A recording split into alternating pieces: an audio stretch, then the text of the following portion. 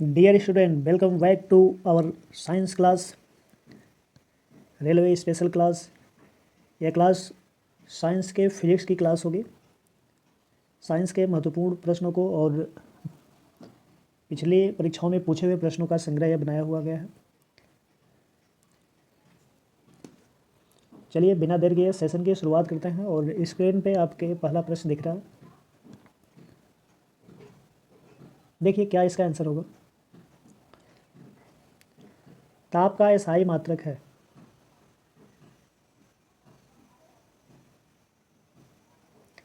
ताप का एसआई मात्रक है। तो ताप का एसआई मात्रक, ताप के बहुत सारे मात्रक होते हैं जिसमें ताप का मात्रक डिग्री सेल्सियस भी होता है, ताप का मात्रक केल्विन भी होता है, ताप का मात्रक फ़ारेनहाइट भी होता है। तो सीधे हमारे ऑप्शन में केल्विन मिल रहा है। तो ताप का जो एसआई मात्रक होता है वह केल्विन है। राइट आंसर, ताप का एसआई मात्रक केल्विन। ताप को केल्विन में नापते हैं। एम्पियर, एम्पियर विद्युत धारा का मात्रक होता है। एम्पियर विद्युत धारा का मात्रक होता है। कैंडिला ज्योति तीव्रता का मात्रक होता है। जो कैंडिला है विद्यार्थियों, यह ज्योति तीव्रता का मात्रक होता है। कैलोरी, यह ऊष्मा का मात्रक है। ऊष्मा या फिर ऊर्जा का मात्रक कैलोरी है। तो यहाँ पे राइट आंसर हमारा केल्विन होगा।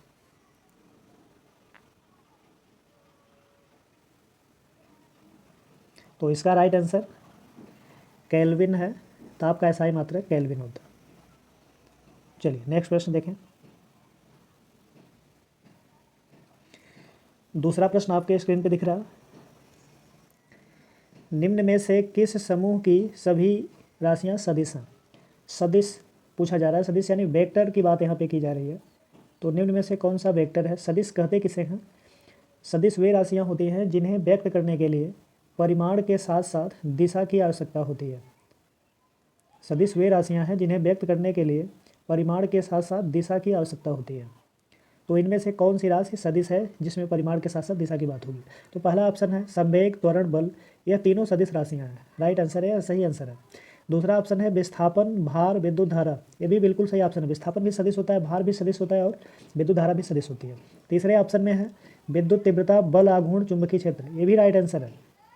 विद्युत तीव्रता और बल आघूर्ण, चुंबकीय क्षेत्र, ये भी सदिश राशियां यानी वेक्टर है। इन सबको व्यक्त करने के लिए परिमाण के साथ साथ दिशा की आवश्यकता होती है। तो हमारा राइट आंसर होगा उपरोक्त सभी। राइट आंसर हमारा उपरोक्त सभी होगा। चलिए नेक्स्ट प्रश्न। यहाँ पे राइट आंसर हमारा उपरोक्त सभी है। तो अगले प्रश्न पे चलते हैं। अगला प्रश्न स्क्रीन पे दिख रहा है। जड़त्व का गुण किस में होता है। जड़त्व का गुण किस में होता है। तो जड़त्व का गुण प्रत्येक वस्तु में होता है। जड़त्व का गुण किसी किसी वस्तु में होता है। जड़त्व का गुण किसी वस्तु में नहीं होता है। जड़त्व का गुण केवल गतिशील वस्तु में होता है। तो पहले जड़त्व को समझते हैं। जड़त्व किसी वस्तु का वह गुण है जिसके कारण वस्तु अपनी विराम अवस्था का या गति अवस्था का विरोध करती है। या तो विराम अवस्था का या गति अवस्था का विरोध करती है। जड़त्व किसी वस्तु का वह गुण है जिसके कारण वस्तु अपनी विराम अथवा गति अवस्था का विरोध करती है। तो विराम अवस्था और गति अवस्था का विरोध करने की बात अगर देखें तो यह प्रत्येक वस्तु में होती है। सभी वस्तु, कोई भी वस्तु कहीं पे अस्थायी रूप में रखी है, उसको वहाँ से यदि हटाया जाए तो हटाने का विरोध करेगी। कोई वस्तु यदि गति अवस्था में है, उसको विराम में लाया जाए तो भी उसका विरोध करेगी। तो इसका जो राइट आंसर बनेगा, इसका जो राइट आंसर होगा वह जड़त्व का गुण प्रत्येक वस्तु में होता है।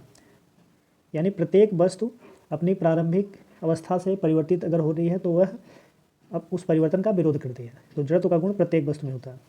बाकी सारे ऑप्शन गलत है। नेक्स्ट प्रश्न। कार्य का एसआई मात्रक है। फिर एसआई मात्रक का प्रश्न बना। कार्य का एसआई मात्रक है international system of unit. SI मात्रक कार्य का एसआई मात्रक है। तो कार्य का जो एसआई मात्रक होता है वह क्या जूल होता है, या केल्विन होता है, या कैलोरी होता है, या हॉर्स पावर है। तो ध्यान रखेंगे, कार्य का एसआई मात्रक जूल होता है। कार्य का एसआई मात्रक जूल होता है। कार्य को एसआई मात्रक के तौर पे जूल में नापते हैं। रही बात केल्विन की, केल्विन ताप का एसआई मात्रक है।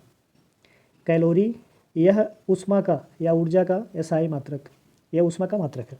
हार्स पावर, हार्स पावर शक्ति का मात्रक है। पावर है तो शक्ति का यह मात्रक है। तो इसका कार्य का एसआई मात्रक जो राइट आंसर है वह जूल है। तो कार्य का एसआई मात्रक राइट आंसर जूल। नेक्स्ट प्रश्न। एक अश्वशक्ति बराबर होता है, अश्वशक्ति जो होता है इसे शॉर्ट में HP कहा जाता है, हार्स पावर, HP यानी हार्स पावर। तो एक हार्स पावर कितने के बराबर होता है? तो हार्स पावर यह शक्ति का बड़ा मात्रक होता है। जो हार्स पावर है यानी अश्वशक्ति है, यह शक्ति का बड़ा मात्रक होता है। और एक हार्स पावर जो होता है यह कितने के बराबर है? तो ऑप्शन चेक करें, 746 वाट, 776 वाट, 746 वोल्ट, 776 वोल्ट। तो ये भी ऑप्शन गलत है, 746 वोल्ट भी गलत है, 776 वाट भी गलत है। राइट आंसर इसका 746 वाट है। एक अश्वशक्ति जो होती है वह 746 वाट के बराबर होती है। एक अश्वशक्ति, एक हॉर्स पावर 746 वाट के बराबर होता है। यांत्रिकी में इसका प्रयोग करते हैं, शक्ति के लिए यांत्रिकी में मशीनी उपकरणों के लिए इसका प्रयोग करते हैं। तो राइट आंसर 746 वाट। तो इस प्रश्न का राइट आंसर बन रहा है एक अश्वशक्ति 746 वाट के बराबर होती है। नेक्स्ट प्रश्न, न्यूटन के किस गति नियम से बल का व्यंजक प्राप्त होता है? तो न्यूटन के गतिविषयक के किस नियम से बल का व्यंजक प्राप्त होता है? तो देखें, ऑप्शन है प्रथम नियम, द्वितीय नियम, तृतीय नियम या इनमें से कोई नहीं। तो इन नियमों की व्याख्या पहले हम कर लेते हैं। प्रथम नियम, न्यूटन के गति का जो प्रथम नियम है यह जड़त्व से संबंधित होता है। और यह नियम क्या बताता है कि यदि कोई वस्तु विराम अवस्था में है तो विराम अवस्था में रहेगी, गति अवस्था में है तो गति अवस्था में रहेगी, जब तक कि इस पर कोई बाह्य बल न लगाया जाए। यह जड़त्व का नियम और गतिविषयक का प्रथम नियम कहता है। जो द्वितीय नियम है यह कहता है कि किसी वस्तु पर लगाया गया बल वस्तु के द्रव्यमान और उसमें उत्पन्न त्वरण के अनुक्रमानुपाती होता है। तो द्वितीय नियम बल जो है द्रव्यमान और त्वरण के गुणनफल के अनुपाती होता है। तो हमारा प्रश्न था कि बल का व्यंजक प्राप्त होता है, तो यहीं से बल का व्यंजक प्राप्त होता है। यानी न्यूटन के किस गति के नियम से बल का व्यंजक प्राप्त होता है? तो यह राइट आंसर हमारा द्वितीय नियम है।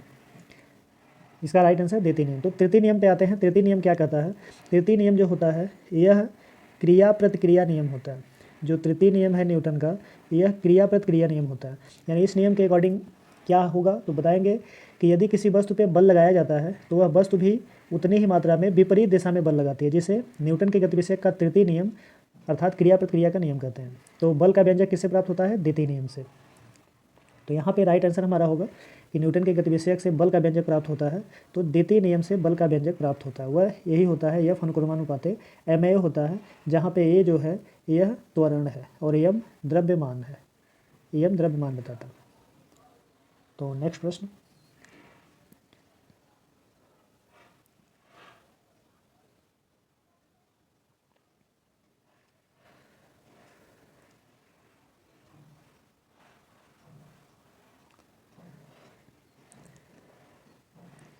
नेक्स्ट प्रश्न पे आते हैं।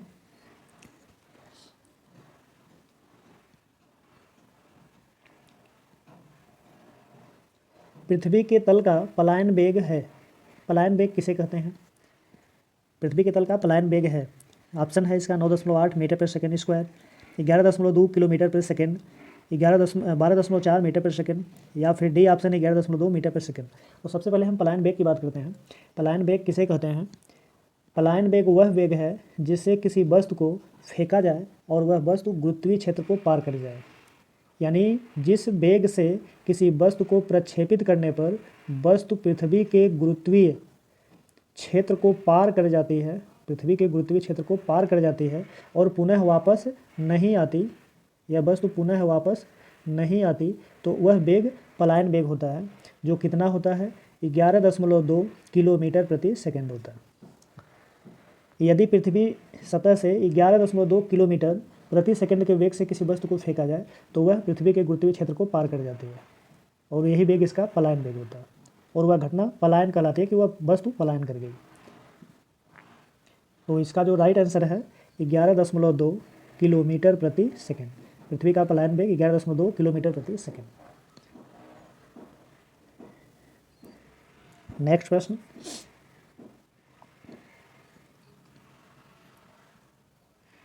पानी की बूंद गोल हो जाने का कारण क्या है? प्लावन है, केशिकात्व है, पृष्ठ तनाव है, उत्क्षेप है। तो विद्यार्थियों, पानी की जो बूंद है उसके गोल हो जाने का कारण जो है वह पृष्ठ तनाव होता है। राइट आंसर इसका पृष्ठ तनाव है। पृष्ठ तनाव किसे कहते हैं? पृष्ठ तनाव, सरफेस टेंशन किसे कहते हैं? तो प्रति एकांक लंबाई पर लगने वाले बल को पृष्ठ तनाव कहते हैं, जो T बराबर F/L होता है। प्रति एकांक लंबाई पर लगने वाले बल को पृष्ठ तनाव कहते हैं। यानी अगर प्रति एकांक लंबाई पे बल लग रहा है तो वही बल उस पानी की बूंद को सिकुड़ा करके गोल बना देता है, तो यह पृष्ठ तनाव के कारण होता है। राइट आंसर इसका होगा पृष्ठ तनाव। यानी पानी की जो बूंदें हैं वह गोल हो जाती हैं, तो गोल होने का कारण पृष्ठ तनाव है। केशिकात तो क्या होता है? किसी नली में द्रव की सतह का ऊपर चढ़ना या फिर नीचे उतरना, यह घटना केशिकात होती है। और जिस नली में ऐसा होता है वह नली केश नली कही जाती है। वह नली जो होती है उसे केश नली कहते हैं। नेक्स्ट प्रश्न, झूला झूलते हुए किसी लड़की के बगल में दूसरी लड़की आकर बैठ जाए तो उसका आवर्तकाल क्या होगा? तो झूले की बात यहाँ पे बताई जा रही है। झूला ऐसे है, तो झूला झूलते हुए किसी लड़की के बगल में अगर दूसरी लड़की आकर बैठ जा रही है तो उसका आवर्तकाल क्या होगा? तो आवर्तकाल क्या होता है कि वह सेंटर से जितना बाएं दाएं उसका जो आवर्त बनेगा तो वही आवर्त घूमने में, यानी उसी आवर्त करने में जो समय लगेगा उसी समय को आवर्तकाल कहते हैं। और एक आवर्तकाल एक बार विस्थापन के उपरांत दूसरी स्थिति में आकर के दूसरी स्थिति में जा करके फिर उसी स्थिति में आना आवर्तकाल होता है। तो प्रश्न में है कि अगर दूसरी लड़की आकर बैठ जाए तो उसके आवर्तकाल पर क्या प्रभाव पड़ेगा? तो आवर्तकाल बढ़ जाएगा, आवर्तकाल घट जाएगा, परिवर्तित रहेगा, अपरिवर्तित रहेगा। तो बता दें कि गुरुत्वीय त्वरण बिल्कुल चेंज नहीं होता है। तो गुरुत्वीय त्वरण अगर चेंज नहीं हो रहा है तो आवर्तकाल पे किसी प्रकार का प्रभाव नहीं पड़ेगा। यानी झूला झूलते हुए किसी लड़की के बगल में दूसरी लड़की आकर बैठ जाए तो उसके आवर्तकाल पर कोई प्रभाव नहीं पड़ेगा, यानी अपरिवर्तित रहेगा। राइट आंसर अपरिवर्तित रहेगा। यानी अगर झूला झूलते हुई लड़की के बगल में दूसरी लड़की आकर बैठ जाए तो उसका आवर्तकाल बिल्कुल नहीं बदलेगा, आवर्तकाल इतना रहेगा। झूले की ही कंडीशन लोलक की होती है। अगर कोई लोलक है तो उसका दोलनकाल जब पढ़ते हैं तो उसका दोलनकाल तो 2 सेकंड पढ़ लेते हैं, लेकिन यहाँ पे अपरिवर्तित रहेगा। नेक्स्ट प्रश्न, ध्वनि तरंग है। अगला प्रश्न है ध्वनि तरंग है। तो ध्वनि तरंग अनुदैर्ध्य तरंग है, अनुप्रस्थ तरंग है, विद्युत चुम्बकीय तरंग है, या इनमें से कोई नहीं। तो जो ध्वनि तरंगें होती हैं वह सीधे चलती हैं। तो सीधे चलने का मतलब उसमें माध्यम के कण बिल्कुल तरंग के संचरण के समांतर ही कंपन करते हैं, तो वह कंडीशन अनुदैर्ध्य तरंग में होती है। तो ध्वनि तरंग एक प्रकार की अनुदैर्ध्य तरंग होती है। और अनुप्रस्थ तरंग में माध्यम के कण लंबवत कंपन करते हैं। जो अगर अनुप्रस्थ तरंग है तो उसमें माध्यम के कणों का जो कंपन होता है वह लंबवत होता है, जबकि अनुदैर्ध्य में क्या होता है कि समांतर होता है। तो ध्वनि तरंग एक अनुदैर्ध्य तरंग होती है। जब ध्वनि तरंग की बात होगी तो ध्वनि तरंग कैसी तरंग है? तो ध्वनि तरंग एक अनुदैर्ध्य तरंग है। इसमें माध्यम के कण तरंग संचरण के समांतर कंपन करते हैं। राइट आंसर अनुदैर्ध्य तरंग। नेक्स्ट प्रश्न, गर्मियों में लोलक की लंबाई बढ़ जाने पर उसका आवर्तकाल क्या होगा? यानी गर्मी के मौसम में यदि लोलक की लंबाई बढ़ जाए तो उसका आवर्तकाल क्या होगा? तो सीधी सी बात है, अगर गर्मी का मौसम है, लोलक की लंबाई बढ़ जाएगी तो उसका आवर्तकाल बढ़ जाएगा। लोलक की लंबाई बढ़ेगी तो वह लोलक किसी धागे से लटकाया गया होगा, उसकी भी लंबाई बढ़ेगी। तो धागे की लंबाई बढ़ रही है, लोलक की भी लंबाई बढ़ रही है, तो उसका आवर्तकाल तुरंत बढ़ जाएगा। राइट आंसर होगा बढ़ जाएगा। गर्मियों में लोलक की लंबाई बढ़ जाने पर उसका जो आवर्तकाल होता है वह बढ़ जाएगा। तो यहाँ पे गर्मियों में लोलक की लंबाई बढ़ जाने पर उसका आवर्तकाल बढ़ जाएगा। नेक्स्ट प्रश्न, ध्वनि तरंग का वेग सबसे अधिक होता है निर्वात में, ठोस में, द्रव में, गैस में। ध्वनि तरंग का जो वेग है वह सबसे अधिक किसमें होता है? निर्वात में होता है, या फिर ठोस में होता है, द्रव में होता है, गैस में होता है। तो इनके बारे में समझते हैं। जब ध्वनि तरंग की वेग की बात होगी तो सीधी सी बात है, हम अपने स्कूल में देखेंगे हमारे स्कूल की जो वेल होती है, घंटी होती है, वह ठोस धातु की बनाई गई होती है, ठोस धातु की बनी होती है। तो जाहिर सी बात है कि जो ध्वनि का वेग होगा वो घंटी इसीलिए उसकी बनाई गई होती है कि ताकि घंटी लगे और हर कमरे में सुनाई दे। तो ध्वनि तरंग का वेग सबसे अधिक किसमें होगा? जब घंटी हमारी लोहे की बनी है या फिर ठोस की बनी है, लोहे की बनी होती है, तो इसका मतलब यह हुआ कि स्वाभाविक है ध्वनि तरंग का वेग सबसे अधिक किसमें होगा? ठोस में होगा। निर्वात किसे कहते हैं? निर्वात यानी जहाँ पे वायु न हो। निर्वात का मतलब है कि अगर वायु न हो तो वह निर्वात होता है। और द्रव के बारे में जाने रहे हैं, गैस के बारे में जाने रहे हैं। तो ध्वनि तरंग का वेग सबसे अधिक किसमें होता है? तो ठोस में होता है। हमने एग्जाम्पल बताया कि हमारे स्कूल की जो घंटी होती है वह ठोस की बनी होती है, तो स्वाभाविक है ठोस की बनने का मतलब कि ध्वनि तरंग का वेग सबसे अधिक किसमें होगा? ठोस में होगा। नेक्स्ट प्रश्न, अनुदैर्ध्य तरंगें किस माध्यम में उत्पन्न की जा सकती हैं? जो अनुदैर्ध्य तरंगें हैं वह किस माध्यम में उत्पन्न की जा सकती हैं? तो किसी माध्यम में नहीं, पहले ही ऑप्शन किसी माध्यम में नहीं, ठोस में, द्रव में, गैस में। जो अनुदैर्ध्य तरंगें हैं वह किस माध्यम में उत्पन्न की जा सकती हैं? तो ठोस में उत्पन्न की जा सकती हैं, कि द्रव में उत्पन्न की जा सकती है, या गैस में, या किसी माध्यम में नहीं। तो यह ऑप्शन गलत है। अनुदैर्ध्य तरंगें ठोस में भी उत्पन्न की जा सकती हैं, द्रव में भी उत्पन्न की जा सकती हैं और गैस में भी उत्पन्न की जा सकती हैं। इसका मतलब अनुदैर्घ्य तरंगे इस ऑप्शन में उपरोक्त सभी होगा, यानी अनुदैर्घ्य तरंगे सभी में उत्पन्न की जा सकती है। ठोस, द्रव और गैस सभी में उत्पन्न की जा सकती हैं। तो जो अनुदैर्घ्य तरंगे होती हैं वह सभी में उत्पन्न की जा सकती हैं। इसका मतलब यहाँ पे है कि सभी में उत्पन्न की जा सकती हैं। ठोस, द्रव, गैस सब में उत्पन्न की जा सकती हैं। राइट आंसर सभी। नेक्स्ट प्रश्न, आवृत्ति का मात्रक है हर्ट्ज, न्यूटन, मीटर, हर्ट्ज प्रति सेकंड। तो आवृत्ति का मात्रक हर्ट्ज होता है, हर्ट्ज। आवृत्ति का मात्रक हर्ट्ज है, HZ। आवृत्ति का मात्रक हर्ट्ज है। बल का मात्रक न्यूटन है। लंबाई, दूरी, विस्थापन का मात्रक मीटर है। और आवृत्ति यदि प्रति सेकंड है, वही जो आवृत्ति प्रति सेकंड है तो वह क्या होगा, हर्ट्ज प्रति सेकंड होगा। तो आवृत्ति का मात्रक कौन है, हर्ट्ज है। यहाँ पे ध्यान रखेंगे आवृत्ति का जो मात्रक है वह कौन है, हर्ट्ज है। Right answer hertz. नेक्स्ट प्रश्न,